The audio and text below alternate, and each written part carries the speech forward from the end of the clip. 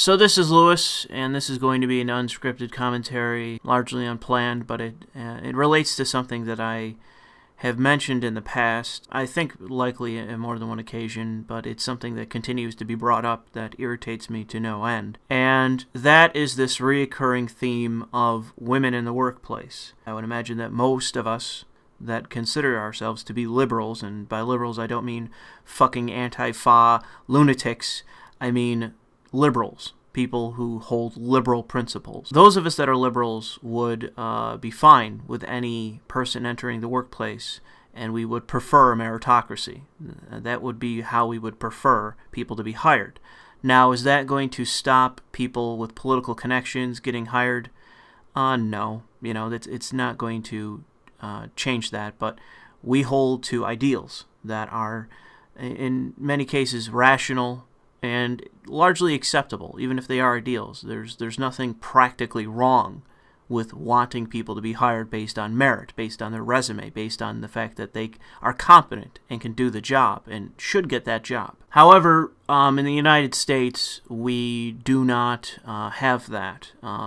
You have people that are competent, very competent, being hired in different positions, and you have diversity in the workplace.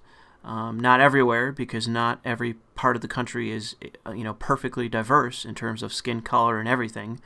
But from my own experience in the workplace, of many different offices and environments in that, it has always been diverse. It has never been just white men that are all conservative, that are all patriarchal, that are all evil. It's never been the case where I've been surrounded by straight white conservatives. There have been cases where I've been around many white men, especially in security and law enforcement. There's a lot of investigators that are white men because many are ex-cops. However, there are plenty of investigators, police officers, people in private, the private sector for law enforcement and criminal justice and all that, and even within the public sector. There are plenty of people that are not straight white men conservatives. To a liberal, it shouldn't matter what the demographics are. However, if you are a fucking ideologue and 90% of what you believe is based around identity politics and it's what consumes you, you do care what the demographics are of the workplace. And you want more women in high-paying jobs, despite the fact that despite every effort, women do not seem interested, generally, in STEM fields, in technology. Women just don't seem interested. I think that if you look around in modern America, you will see many, many, many, many, many more women that have become lawyers, that have become doctors, that have become politicians. My doctor's a woman, both my dentist and my physician. They're both women, and that's fine. I don't have a problem with that, because they're competent at what they do. Because if they weren't, I'd get another dentist, I'd get another doctor. Lawyers are the same way. I've met many female lawyers. My mother's boss, who she can't stand, who runs multiple companies, is a professional tycoon, is a woman. Now, she is a certain kind of fucking woman, because I think you need to be a certain kind of person in order to run multiple businesses. It's going to take a certain kind of person, and she is that certain kind of person. Those kind of people are rare, even among men, okay? Not every man can be a tycoon, can run multiple businesses, and especially in heavy industry, okay? That's not an easy business to run. So to find a woman that is capable of doing that, when it's self-evident that most women are not interested in doing that in any way, because it's hard. To find a woman to do that is extremely rare, but women do it. It is a thing. It is something that happens. To a liberal, that is not a problem. I point it out because it is something noteworthy, because it is kind of freakish. Not that I think that this person is a bad person or that they are a freak, but it is so rare that it's like pointing to a unicorn. You can't help but do it. Where this becomes an issue, and if you are a liberal that is more right-leaning, maybe you don't think this is too much of an issue because you may be more in favor of, corporations or companies having an advantage over workers. That might be the divide that exists. But where this should be a problem for leftists, self-identified leftists, or those that skew more in favor of workers and workers' rights and unions, Where there should be a problem for you is when this kind of identity politics is used against workers to the advantage of corporations. And so how does this happen? Well, let's take a very niche fucking career path. Physicist is a very hard career to take. It requires a whole lot of expertise in science and math, and I can say with full certainty that I do not believe that I could be a physicist. Now, the issue is, because physicists are so rare, you have to pay physicists very well, because there are a finite amount of them out there for you to hire if you need physicists to do fucking whatever. Okay, it's not just this career, but it's having a finite amount of employees you can hire in a fucking market. Having more physicists out there in the labor force is not good for the individual physicist, because now they have to compete among themselves, and now the corporations will pay them less because they have now a greater depth, a greater amount of physicists to hire among. And now they have a greater opportunity to pay the individual worker less. They can turn away certain people that demand higher pay in favor of someone that will take a certain job for lower pay. If you're more libertarian leaning, or if you're more of a classical liberal, I guess, which would skew a bit right, this would probably be okay for you, because it is just, supply and demand. It is a matter of labor and demand from a corporation or the government. There's advantages, there's disadvantages. It's just a natural state of competition. The issue with this is, if you consider yourself to be on the left and you are actively shifting the burden from the corporation having to make a hire to the worker having to compete with many, many other people within their own field, that is not helping the worker. That is not helping the left. That is not helping you. That is helping no one other than the corporation. And we see this not just with niche fields, okay, not just specific careers such as being a physicist, okay, that's not what I'm talking about.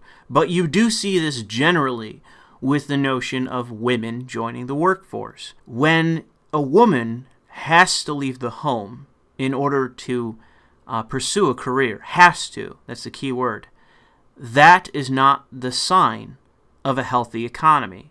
And by that I mean, once upon a time, with my grandfather, he could work at a factory, just working a line for 40 years, however long he was there, and provided a comfortable life for my mother, for her brother, for his wife. He had a home that he built himself. He had new cars. He bought his kids' cars.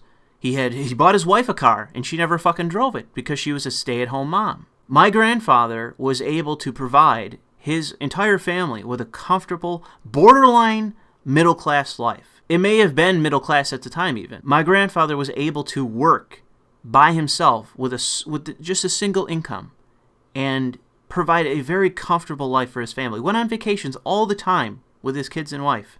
Was able to take off work all the time. Retired with a massive pension. My family's not going to be retiring with a pension. They're going to have some measly 401k. They don't have a pension. They don't have investments. They don't have stocks. They don't have bonds. They don't have investments. They just have a pittance of savings. And how does that make sense? Both my mother and father work, and yet they don't have investments. They don't have bonds. They don't have a pension. How does that occur? But isn't it good? Isn't it great that, oh, the feminists are happy that my mother's working her ass off in a fucking office where no one appreciates her for not enough money. Has decent medical benefits, but so do I. What does it even matter? Is that some sort of redeeming thing? When you have no savings, no investments, no pension, but oh man, we provide you with some, government mandated fucking health insurance. To anyone that's on the left, this should be a clear imbalance of the government putting their thumb on the scale for corporations. Because if you are in the working class and you have two, working adults that are working their asses off, working at a minimum 50 hours a week, if they're doing that much work, and they've been at these particular jobs for years now, and yet they're not part of the middle class, what does that tell you? When someone from a generation ago was able to work at their leisure and fucking make bank with a single income, To anyone that is rational, it should be very clear that there is a problem here, and that when you have mothers, when you have women having to enter the workforce, that is not a good thing.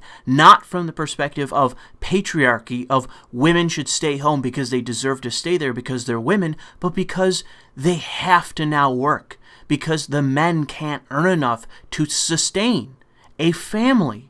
And that's also not good for the family. That's not good for being able to raise and spend time with your children. Conservatives and people on the left, liberals, I'll say, because it seems most leftists nowadays are fucking insane. Most people in this country should support efforts for women or men, whomever, to stay home. We should be pursuing efforts for a single income to be enough for a family. We are not. And this is what I mean by identity politics. This is what I mean by progressives. I won't lose my shit, but I will mention that when the Prime Minister of Japan, Abe, I believe it's pronounced, when he had a whole campaign, not just a speech, but many speeches, a whole campaign celebrating the fact that now more than ever before, you have Japanese women having to work, not wanting to work, having to work, and how great of a feminist achievement that was for his neoliberal corporatist government. How great that was for Japan, when no, in fact, that is awful. That is something to be ashamed of. That is terrible for Japan. That their economy is now changing to our economy, where now you have to have two parents working just to sustain a working class household. That is something that every Japanese person should be ashamed of and should vote out that cocksucker because of. He is destroying their country with corporatism. And he is one of the biggest cheerleaders for the Trans-Pacific Partnership. Why do you think that is? Was the Trans-Pacific Partnership a great bill for fucking workers? No, it wasn't. It was the opposite. It is the government putting their finger on the fucking scale for corporations. And in America, we see the outcome. We see what that's like. We've seen the total breakdown of our economy, the total breakdown of the family. You see kids from families that were once middle class, now with tens of thousands of dollars in debt, living with their parents, with no opportunity and no means to get the fuck out of not just their parents' houses, but debt. That is a problem. That is why our fucking real estate market is all over the fucking place. And there may be another crash in the future because of it. Because of this. Because you can't fucking finance a mortgage when you're paying back tens of thousands of dollars in fucking student loan debt at whatever fucking insane percentage that our government is charging at the moment. Because they keep upping it. They keep raising the percentage of the fucking interest on this debt. This dead weight hanging around the neck of the entire millennial generation. This is not what builds a sustainable fucking society. This is not what builds a healthy society. This is just one of countless issues that we have in this country right now. And I cannot begin to tell you how draining it is to listen to people celebrate the fact that, oh, we now have more women in the economy, depressing wages and guaranteeing the fact that for the foreseeable future, we're just going to have two incomes just to sustain a working class fucking family. You're going to need it just to sustain any kind of fucking living. If you hear people mention this, exactly what I'm talking about, from any kind of progressive or feminist viewpoint, you need to fucking smother this. You need to get it through to them that this is not a good thing. And I believe I heard Kyle Kulinski, he's just the greatest guy. I heard him talk about this and praise it. This is within the progressive realm. This is mainstream thought. This should be something that is shameful, that is self-evident of our terrible economy. And to put in perspective how geared everything is towards massive corporations. Outside of certain safety nets, I am not a socialist. I am not someone that is going to push for government engineering of whatever. We need to be aware of what continues to be an ongoing issue throughout the world. It's not just here in Japan. It is everywhere.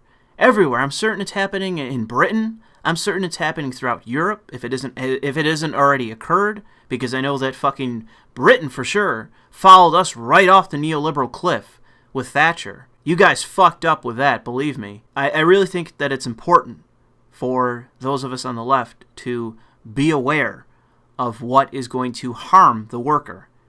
And this is one of those things. I mean, immigration is a whole other fucking issue to get into. But I think that it's important, at least in this regard, to remember that when it comes to the topic of being on the left or being a liberal, the first priority should be class. It should be the interests, the financial interests of the working class, and what path we can pave as a society to the middle class, or even to becoming wealthy. We shouldn't leave that aside for just the right or classical liberals to champion, because I do think that you can achieve through hard work serious financial status. You can move up into the upper strata of our society when it comes to wealth. That is possible through working at a corporation, at your own business, however you manage to achieve it, through hard work, through fair competition. It is possible to become rich in this nation. But we need to make sure that we are not giving ground to corporations, to the extreme rich. Class and economy should be the foundation of the left. That should be our concern. We are going to have our social issues in that. However, economy should be our number one priority.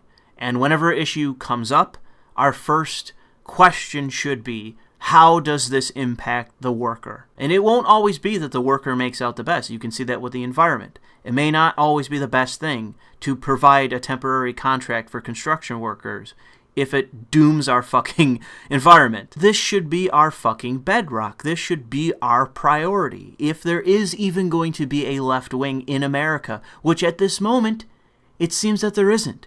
It seems that you have the right wing basically in a state of civil war, trying to decide what their principles are, and in a way that is ultimately going to be productive for them. And you have the left in just total anarchy. Not even like a civil war over principles, but anarchy in that you have liberals who just see no future at all. And you have the other side, which is just, social justice, intersectional, bourgeois, fucking lunatics that are engaging in violence, justifying violence, apologizing for violence, that are radicals, really, in every sense of the word, and are violent. That isn't good for liberals. It's not good for anyone. And the right thinks it's good for them, but it's not good for them either. You're not going to benefit in the long run with a completely irrational left wing. I know that there's a lot of memes and a lot of playfulness about it. It is beneficial for all for there to be just rational actors, just honest actors, not ideologues, not lunatics, not fucking fascist versus Antifa, okay? That is not a healthy society. If you are an individualist, it is healthy and productive for you to promote other individualists that are not necessarily of the same political ilk as you. If you can agree on many principles and philosophy, you gain more than you lose by promoting other people and talking about the issues and not blanketing people that will doom society to just chaos. Because I don't like what's going on right now, as I see with this UC Berkeley riot, where you have people saying that this is a leftist issue. And you can say broadly that this is an issue on the left, but you actually have to say that this is not a representation of someone such as myself. This is not going to be a representation of someone like Sargon. This is not going to be a representation of many, many, many people on the left that are cornered and don't know what to do, other than, mention the fact that it's disgusting and it is damaging to such a degree that we don't know what to do. It doesn't benefit you, and it definitely won't in the long run. There's a lot of fucking giddiness on the right now that it is not going to help you by just roaming around and pretending that every fucking cocksucker with an anarcho-capitalist flag or whatever is a general leftist. That's just your everyday fucking left-leaning person in the world. It is not going to help you. You are actively aiding to the degradation of our society by doing that. And I know that this is kind of a tangent in this unscripted commentary, but I just thought I would include this because I'm really starting to see this to be an issue where you have people going a little bit too far in their rhetoric, in their assessment of a bad situation, and not being willing to just say, listen, there are people on the left that are reformers, basically. Like, we're pretty much at the point of fucking Islam. We're in such a sorry state at this point, but it is worth just mentioning that there are many people out there that are actively trying to make the situation better and more rational. So I'll just leave it there because I've been talking for a while. Thank you for listening.